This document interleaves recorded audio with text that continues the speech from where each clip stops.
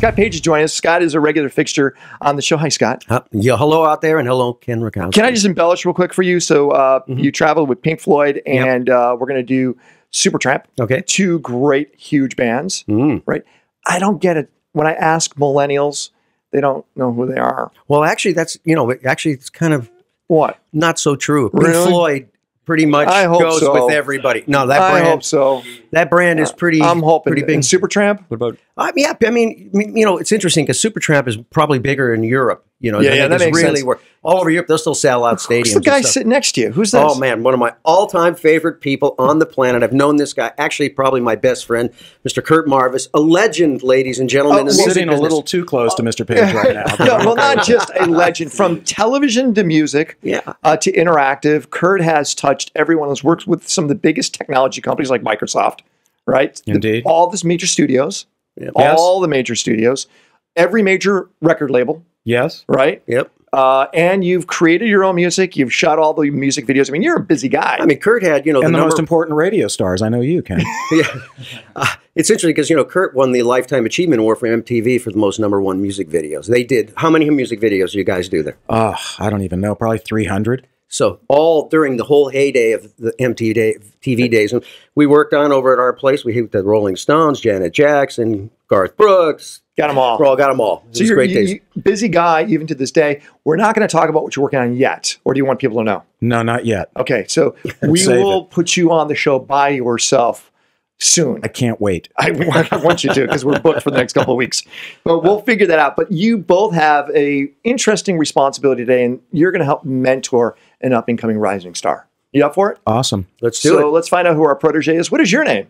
My name is Matt Koelsch. Matt, we've actually seen you here before. Yeah, I have seen you here. We've seen you actually do backup. Yeah, I was playing guitar, rhythm guitar, and singing harmonies for Maggie Sabo. She's from Canada. But you're the rock star. You're the one that sticks out. You need to back other people up too and help others and get involved and stay connected. It's important. You got some serious mentors here today. Yeah. Okay, so grateful. Thanks for having me. We're going to ask you a series of questions where we find an opportunity to dive deep. That's where we're going to go to enhance what you're doing in business, okay? Okay. So I'm going to let Mr. Page, he gets with the first question. So, I've been thinking about and some of the things you were talking about being able to get seen and all of that. And, one of the things we always talk about is the 1,000 true fan model, right? Yeah, start and the with idea. that. Well, I want to break it down a little different. I want to take it to another level. But, the 1,000 true fan model is basically the idea that a true fan is somebody that'll spend $100 a year on you. Mm-hmm. So if I have 1,000 fans, true fans, that's generating my first $100,000 in revenue. When you put it in that scope, you can it's much easier to say, gee, 1,000 people on a global basis over a few years, that's actually a viable thing for, upcoming artists. But I want to take it down to okay, sounds good, but how do I get to 1,000 true fans? Saying that you may not have those 1,000 true fans. Well, you might not have them yet, and you need to convert them. One of the things that I think is the real opportunity today with all businesses and everybody is to go small. The idea is let's figure out that first 100 fans and build those relationships, because what happens is you're trying to create a viral aspect, getting that word of mouth and stuff to go. So really start working towards focusing on a repeatable model. Well, let's ask Matt real quick. Mm-hmm. Sure. How many true fans do you think you have? I think I have probably 500 true fans, 500 to 1,000 maybe. But true fans? True fans, but that doesn't mean they necessarily spend $100 a year. Well, but is that the true? So that's the conversion. Well, so the conversion you have to have that numerical value. Because it's you want to. How do I convert them and generate revenue? Right? Let me use an example. Supercell. I'm not sure if you know what Supercell is. I'm not familiar. Supercell makes the game Boom Beach and Clash of Clans. Okay. Clash of Clans. They do about $2.2 million a day in revenue. Pretty good, right? They average $68 a month per user. Right. That's their goal. Okay. And so with that average, they're able to get to that $2.2 million a day. Mm-hmm. So those are the true fans, are the ones that are paying, not just playing. Yeah. Right? Do you agree with me on that? Oh, absolutely. I mean, ones that are, they are, but again, at the same time, you want the ones that are paying in our model. I mean, because at the end of the day, it's a business, right? We got to make some money. It's one thing. I know a lot of guys that have a ton of fans, right? But they're not being able to convert those fans. So how do I get them to move them through what they call a conversion funnel? The idea, there's a whole path of different stages and different ways that you communicate with that customer to move them through the funnel. We'll work on building it up. Kurt, I know you're kind of just jumping in this dry and not really sure what to do. He knows. You know? I'll figure it out as we go. All right. You got an amazing artist right here who actually brought it looks like vinyl almost for a second. I thought it was going to. Yeah, look at that. This is awesome. So you get to ask Matt a question. What do you got, mentor? Well, I think one of the misnomers maybe for musicians that are out there today is that they can do everything on the web. Scotty might disagree with me, but I think that you've still got to go through the grind, the traditional grind, which means you've got to play gigs, you've got to get recorded music out to people somehow, some way. You've got to show your personality to people so that they can like you above and beyond your music. And so I'm curious with Matt what he's doing, in terms of sort of what I'll call traditional music salesmanship. I like that. Of the old school grind. Sure. Yeah, I'm definitely doing some traditional strategies. I think in 2014 I performed about 200 times. And wow, that's awesome. Anywhere between 10 and 20 a month. Not all the performances are paid, but you're still getting out there. So I'm still getting out there. Sometimes it leads to something else, or you may just be making fans, opening up for someone who's a few steps ahead of you. But I do still create physical copies of CDs. I think it's still important. I think there's definitely demographics of people that still want something physical, and they like the connection that they make with you when you sell it to them live and in person. And there's a certain exchange, there's an energy there. So performing, you're doing physical performance, which is really important. Yeah. And by the way, the whole paid thing, I know it's something we all want, right? But even Scott at the level he's at, you don't get paid all the time. You just go out to I go to play a lot of times. You go to pay. I just go to play because I love to play. Right, sure. That's the ultimate. I mean, that's the ultimate idea is to be playing. But you need to support yourself. You can't. Sometimes you might be at a wedding. Sometimes you might be at the Sunset Strip. It's a different. Different every night.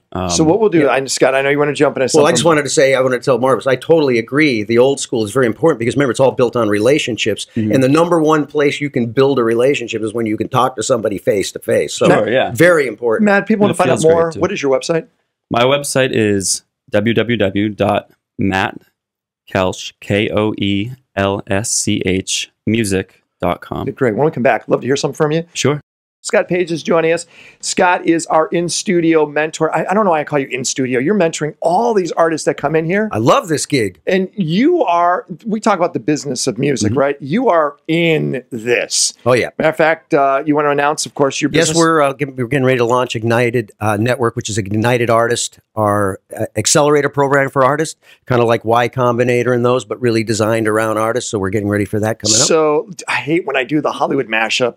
Shark Tank meets The Voice meets Apprentice.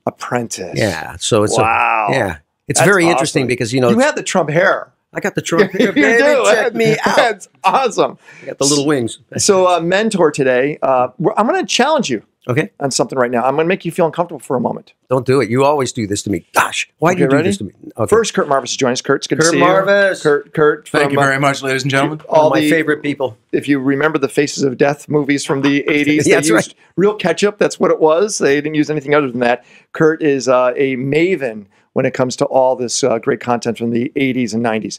So what is our artist's full name? See, this is tough. The last name I have a very tough time. Matt, I can remember, but Koelsch, how do you say your last name? Well, the German pronunciation is Koelsch, but in the Americanized is Koelsch. What, but Koelsch is kind of cool, actually. Koelsch like Grolsch, the beer. No, I like Koelsch. That's Koelsch. Matt, we'd love to hear something from you. Can we turn the mic and let you have it? Absolutely. Matt Koelsch is our artist. Go for it, Matt. This one's called Incomplete, and this is off my new record coming out this spring.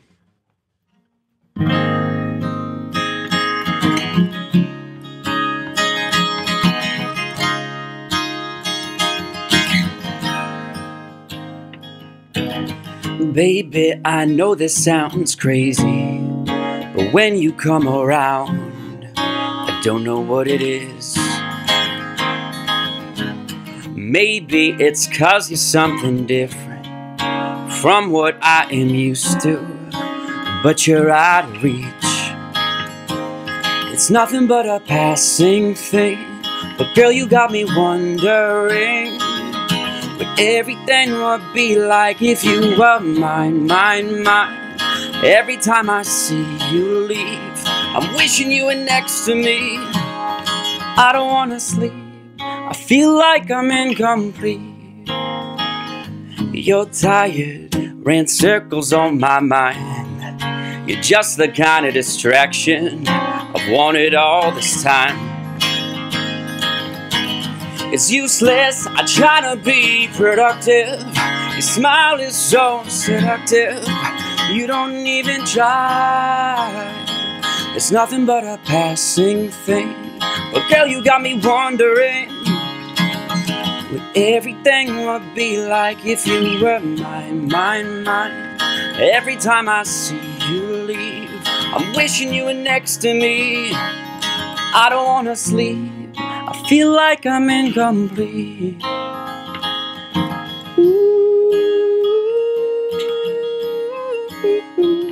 I can barely sleep, I feel like I'm incomplete. You fly so high, but don't come down for me. On restless nights you walk into my dreams. I'll let it pass, but until then we'll just pretend that you are mine, mine, mine.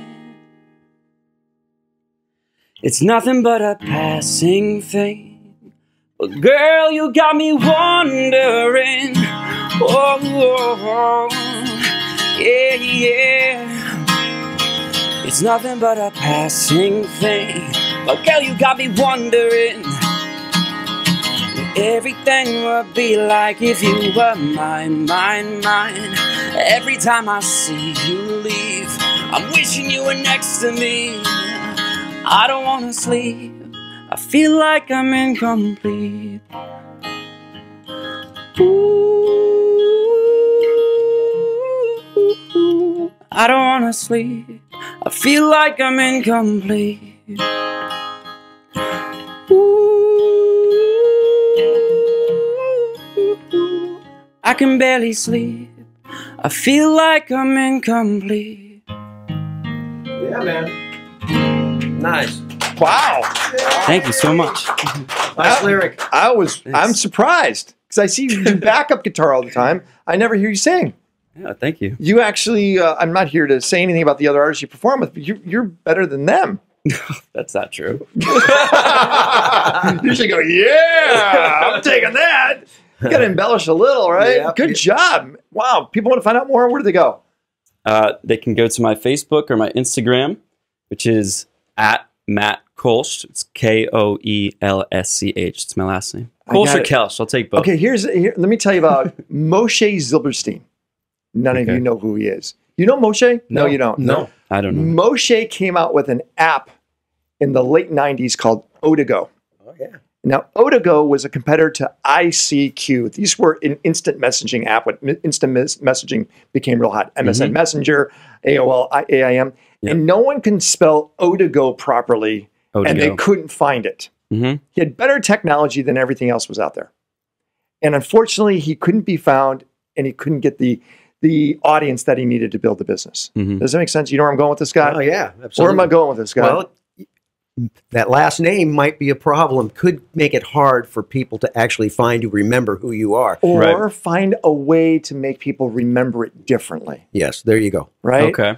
How do you now turn it into something that's memorable or easy for people to recall? And I'm not sure what the answer to that is. Sure. But I think there's a stump. Do you understand what I'm saying, Marvis? Yeah, I mean, I think if it's hard to spell, if it's hard to pronounce, if it's hard to retain, remember? Yeah, that's challenging. Because it used to be Kurt Marvin Niskiski. Exactly. And you changed it to Kurt Marvin. That's right. Okay. No, I changed it to Kurt Marvisburg. Or Marvisburg. I like Marvisburg even more. But I'm just wondering if that's a challenge. And it has been a challenge, absolutely, yeah. It has been a challenge in the past? It has been a challenge, yeah, just trying to, get your name to people and have them remember it. Just because I do have, it's a German name. It's got a few. There's nothing wrong with your name, but for marketing But for marketing, the business side. I mean, I've definitely thought of changing my name to like Matty K, because that's what people called me growing up and stuff. But it sounds a little poppy to me. I don't know. Maybe you should get long hair then. Yeah, I mean, it's something you should definitely really think about because, getting people's attention today. I mean, there's so much stuff being hit with all day long. Right. But I'm going to look at it a different way. If we were sitting back and going, we're creating an app or a tool, we would right away challenge if it's going to be found the right way. Absolutely. Or what SEO is going to be or any of that. And there's a challenge there, okay? And if, I'm wondering if that challenge, in any sense of the term, hold you back at the initial phase. Now, Sure. later on, you could change it. Later on, I believe, I think it was Gordon Lightfoot. Okay. He kept his name. It wasn't initially Gordon Lightfoot, but he decided, I'm going to keep it because it just worked. But it was John Mellencamp was John Cougar. John Cougar, and then he went back. And he hated that. When he became successful, he went back to his real name. John Cougar Mellencamp was, Mellencamp. Yeah, I mean, he started with John Cougar. Then he was John Cougar. That's what his name was. The biggest issue of this is when I leave, you want me to tell somebody, wow, and if I don't remember, that's where it causes the problem in the viral aspect. Yeah. Because they may remember you, but then walking out, that's tough. Business of Music is what we're doing right here in Business Rockstars. BusinessRockstars.com. Scott Page is joining us. IamScottPage.com is where you can find him. Kurt Marvis, where do people find you? Is there a site or place? Yeah, I mean, best place to find out what I'm doing is at the Q and talk about hard. How do you spell that? It's spelled QYOU. Oh, no one's looks like QU. Same issue. You gotta work on that. No. That's why I can't say much about this. No one's going to find it at all. Oh, yeah, they will. So let's go into this whole idea of becoming a sustainable artist. Sure. Because that's kind of the dream, right? Saying, hey, I could do this all the time, right? And I think I come up with 5 revenue sources, which I thought I showed the other day. Yep. So, of course, you have music, which actually is the freebie in some ways. It's hard to make money with music. Do you agree with me on that? The recorded music, do you mean? The recordings? The stuff that you're going to get out there, people are going to listen. That's tough. Yeah. Licensing? Licensing. Right? Yeah. Great one. That's a big one. Merchandise? Merchandise. Right? A crowdfunding campaign. Right? People do this and they can do it well, right? Yep. Live performances, right? And then anything in the aspect of you performing with somebody else, like what you're doing now. Sure. Anything else, Scott, that... Maybe if you hit touring, you hit pretty much most of the main things. But then there's the subscription thing and creating value bundles of different types of content, merchandise. You know, the real thing is how do you rise above the noise? That's the problem. Is like there's so much out there. That story, that brand, that name is critical to being able to be accepted and remembered. Right? Are you using those? Any one pop out that's really helping you generate revenue right now? My biggest source of income is from live performance. Live performance. So yeah. So I mean. Some places will give me a guarantee. Other places, it's based on tips. Is this on your website where you're performing? Yeah, my full calendar is in the tour section of my website. And how about this? You go to our website, businessrockstars.com. Yeah. We have a link right to your website. Nice, thank you. I actually saw someone go to my site from your site. There you go. And you'll see it a lot today too, right? Oh, thank you. And Marvis, as you start to look at artists from what you used to do with the music videos, right? Are you looking at videos that they're making on YouTube today? Are you watching any of these things? Not really, but I mean, I do see videos. I'm more interested in the videos that are being done by the new artists, so I don't really care about the Rihanna video. No, I'm saying from like Matt doing a music video. Yeah, I mean, to me the thing that's amazing today is the amount of content that's being created by unknown artists, musically and otherwise, that's phenomenally well produced and incredible, and doesn't have a record label behind them. It's just them. It's just them. It's just them using the tools that are out there for everybody today to make amazing content. Do you find, Scott, YouTube being a great tool if it's done right? Oh, absolutely. Sure, absolutely. Number one, it's free to host your content up there, which is great. So you don't have any cost. So it's great, and it's also a great place for discovery. You know, people are actually discovering. So. Are you using this, Matt? YouTube? Oh yeah. Yep. So tell us about YouTube for you. So for YouTube, for me, I haven't done a music video per se where you're playing to a recorded song. Most of my videos are live performances, so they're all real. So it's the band in the studio with 3 or 4 cameras going around, and everything's cut right to a live performance. So maybe a more of a in-person, in front of the camera type video? Yeah, they're kind of more just natural. It's a natural performance. But you can do that, that's what I'm saying. You could do those. Yeah, we do them in the studio and then sometimes outdoors. But I'd like to do a music video because then you can... Okay. We got a big announcement. Well, you do. It's happening right now. Is the website ready to go? Website's up. Yeah, we're taking submissions right now. What's the website? It's ignited.network. Ignited.network. And this is, again, Shark Tank meets The Voice meets The Apprentice. Yes, and it's a way to fund new artists. Like a business. Oh, yeah, we've taken a different business model because listen, record business for the artist has been broken, the traditional model. There's a whole new, the whole idea of going direct, building your fan base, and learning how to convert those fans into paying customers. That's really the game right now. So there's an opportunity, what I'll call the kind of the music middle class, and I don't mean that in a negative way. I'm talking about there's a big opening for those artists to kind of build businesses now, and it's never been easier to build and start a business. It's not easy to convert. You have to think it through. But if you're using, we use a lot of the strategies of the lean startup principles tied to, growth hacking, tied to storytelling, and really build that product that fits the market. Because what's beautiful is we now have technology that allows us to target an audience. So we can take you, once we know your story, that's why the story is so important, because that gives you data points, right, that you can then connect with the other audience. So when you build that story, that's so critical to put in place in the beginning, because otherwise you're just kind of shooting out to the world when now you can be very targeted. So I want to ask, Kurt Marvis is joining us also from, I don't know, what's the name of your company again? The Q.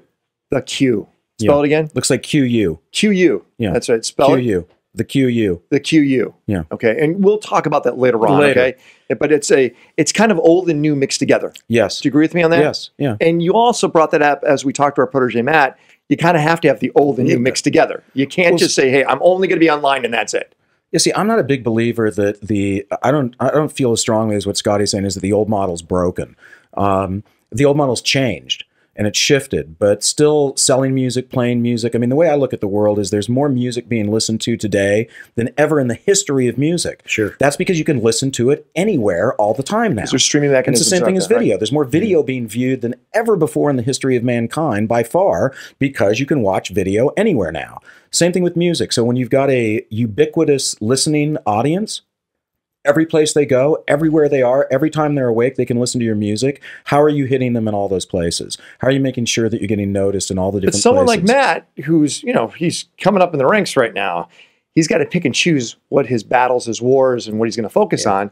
Isn't the low-hanging fruit the digital side right now? Well, yeah, but I think that gets back to what Scotty's doing, is that he's got to find who his audience is, the places where his audience goes. In other words, you've got to go to where your audience is. You can't try to get your audience to come to you. That's impossible. And so what are the sites? Where are the places? Where are the gigs? Where are all the different places where people that are going to like Matt's music, where are they? Where are they online? Where are they in live venues, et cetera? And that's what you're doing, right, Matt? You're going where they are. Do you travel outside the Los Angeles area? A lot, yeah. You do? Mostly. Mostly? Mostly. I only play in Los Angeles every few months, really. So unless it's like I'm going to be very shallow right now, guys. Do you think Matt's look is something he should utilize as part of what he's doing? You know what I'm saying? He's got that surfer California type look, right? He's a good looking guy. Is that something that you utilize as a resource? Oh yeah, and exploit that? Absolutely. Right? Right? No, I'm being serious. I mean, it's a good thing, right? Exploit that too. So it's not just about the music; it's the lifestyle type thing, all mixed together. Sure. Am I being shallow? Or no, not at all. No. That's I mean, if you're good looking, use it. Yeah, absolutely. Just like you've used it all your life. Yeah, that's right. It really works for you, but we can't see. But Matt, I'm wondering: are you doing that? Are you doing photo shoots? Are you doing stuff where I'm seeing you talk on video where your fans can feel like they're closer to you going, hey, look how hot this artist is. I mean, are you doing that?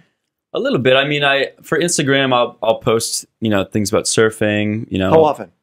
I usually post every day on Instagram. Good. That's important. Then, you doing Snapchat? I don't do Snapchat.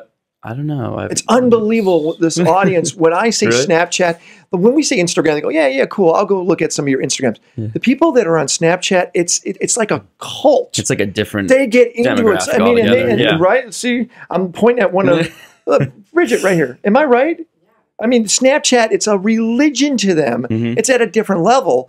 I don't get it. But maybe this is something that you should be, because you could go after. Just quick snippets of what's going on the stage. And the question is your audience there?